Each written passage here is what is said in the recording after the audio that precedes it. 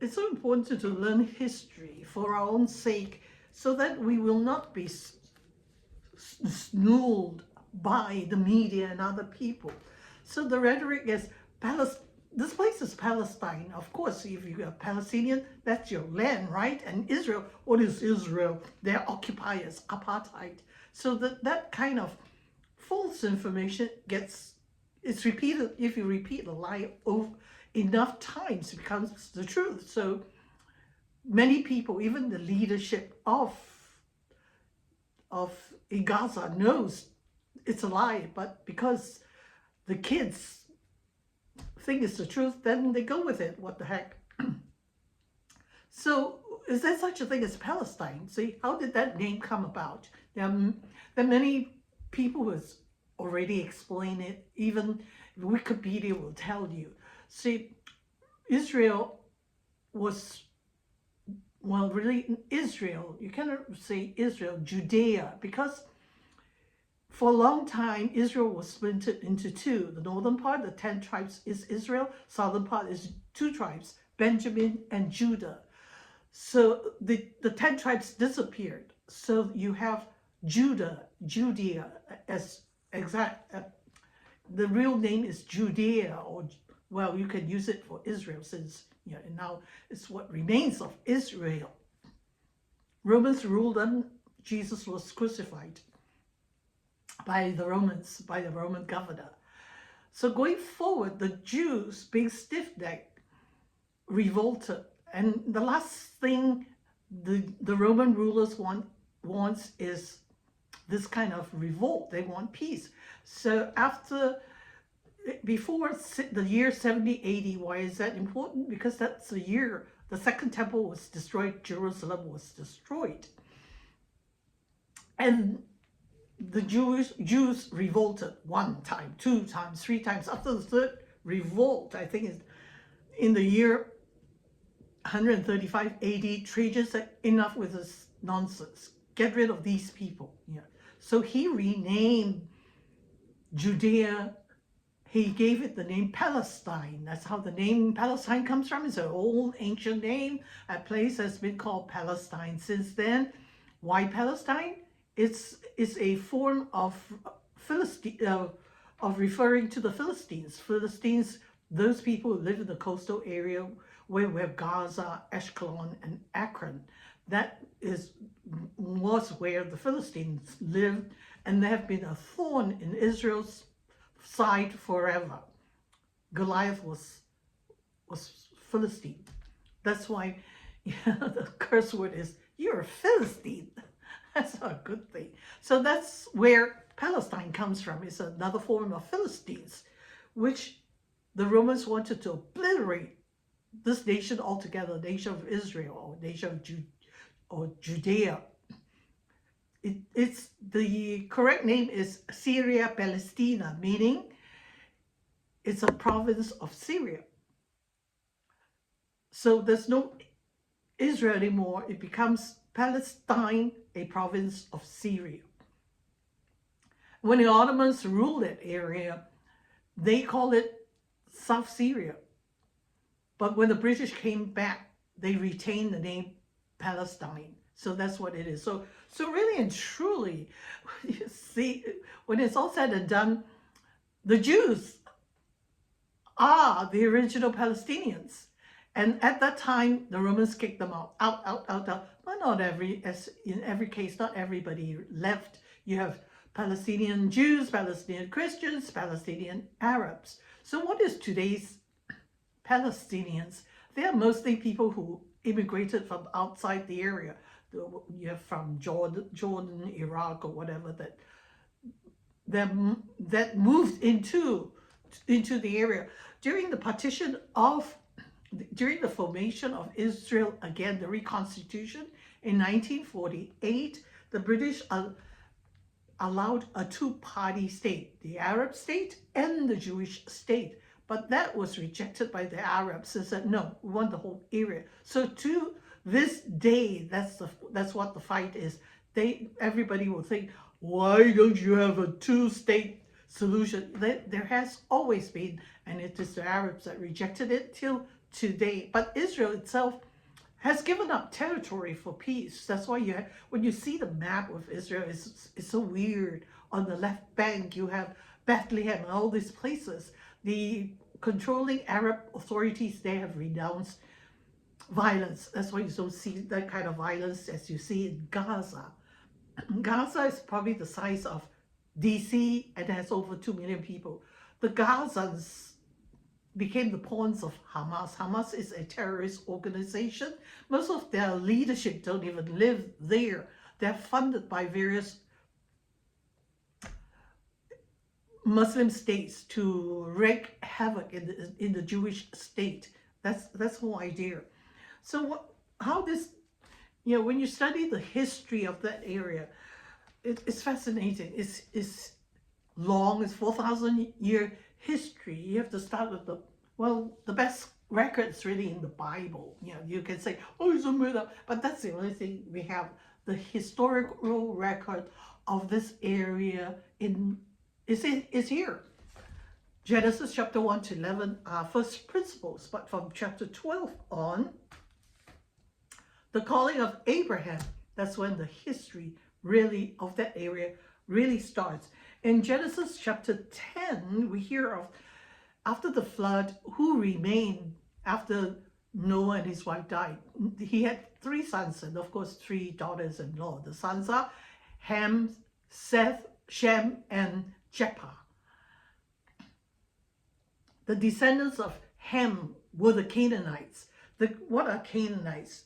Abraham was asked to leave Ur of the Chaldees and come down to this area, which was occupied by the Canaanites. It's a huge area where today's Holy Land is. And Canaanite is not homogeneous. It's various tribes there: Jebusites, Perizzites, Hittites, and Philistines, and everybody lived there, each occupying a little bit of it.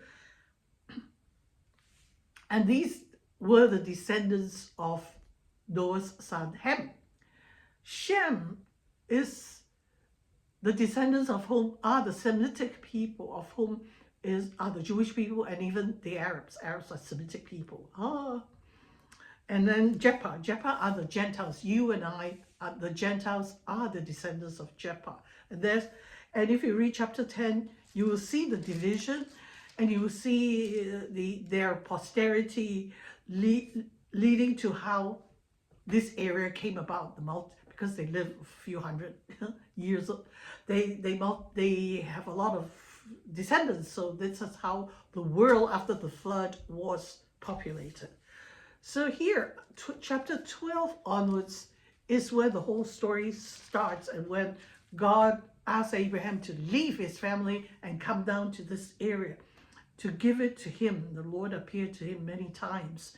And in chapter 12, verse 7, the Lord appeared unto Abraham and said, "Unto thy seed will I give this land." And this land was given to Abraham's seed, rather. Abraham would not see it in his lifetime. He would live outside. He would not live in Canaan proper. In fact, God repeated this promise to him. We read in chapter 15, a few chapters on, 18. In the same day, the Lord made a covenant with Abraham. It was the Lord who initiated the covenant, saying, "Unto thy seed have I given this land, from the river of Egypt unto the great river Euphrates." This was the Abrahamic covenant given a second time. So it actually encompasses a bigger area from Egypt, the river of Egypt, up to the Euphrates. Is that whole area.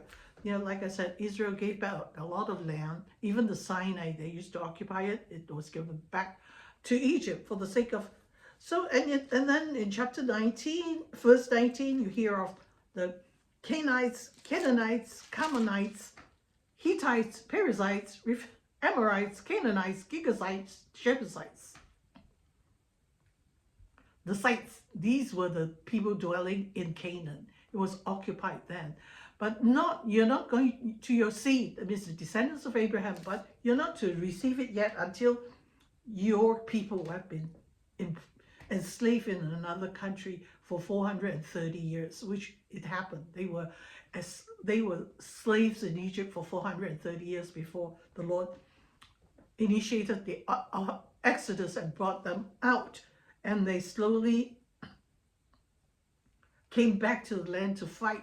And the 12 tribes will each give a portion, a piece of the land, part of the land, and they are to fight. So you have the River Jordan here, and they came out this way. So some of the land was on this side of the Jordan River, but the tribes that have been given this part of the land cannot occupy it yet until they cross the river to the other side to fight with their brothers to gain control of the other land. Like I said, it's fascinating history. However you look at it, whether it's true, written, made up, it's up to you. If you want to really understand the situation, this is what you need to read as, well, not to believe, but as an intellectual exercise.